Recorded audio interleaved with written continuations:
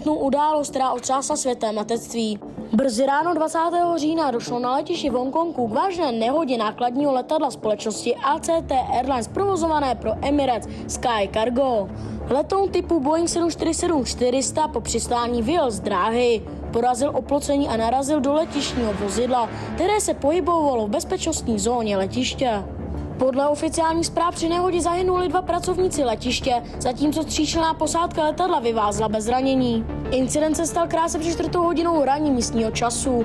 Let EK 9788 přilétal z Dubaje a měl přistát na severní dráze letiště Hong Kong International.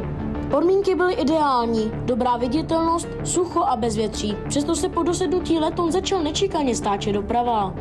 Z bezpečnostní kamery vidí, jak se Boeing 747 dostává mimo vyznačenou přistávací dráhu, poráží plot a následně naráží do servisního vozidla, které kontrolovalo dráhu. Síla nárazu byla obrovská. Vozidlo skončilo částečně v moři a část podvozku letounu se zabořila do bahna na konci dráhy. Záchranáři dorazili během několika minut a pomohli posádce se dostat ven po nouzových schůdkách. Bohužel pracovníkům ve vozidle už pomoci nešlo. Na místo okamžitě vyrazily desítky hasičů, policistů a zdravotníků. Letiště poté uzavřelo severní dráhu, zatímco druhá zůstala v provozu. Podle místních médií jde o nejvážnější incident na hongkongském letišti za více než 25 let. Krátce po nehodě vydala společnost Emirates oficiální prohlášení, ve kterém uvedla: let EK 9788 provozovaný naším partnerem ACT Airlines utrpěl poškození při přistání v Hongkongu. Posádka je potvrzena, že je v pořádku a na palubě nebyl žádný náklad. ACT Airlines zatím nevydala vlastní tiskové prohlášení, ale podle zdrojů agentury Reuters spolupracuje s vyšetřovateli a poskytuje veškeré potřebné informace.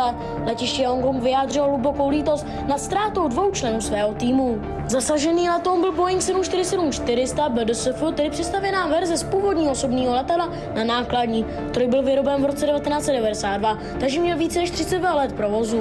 Zatím nejsou žádné indicie o technické závadě, posádka nevyslala nouzový signál a s řízením letového provozu probíhala komunikace normálně. Vyšetřování se proto zaměří na možné chyby při přistání, stav dráhy nebo selhání brzdového systému.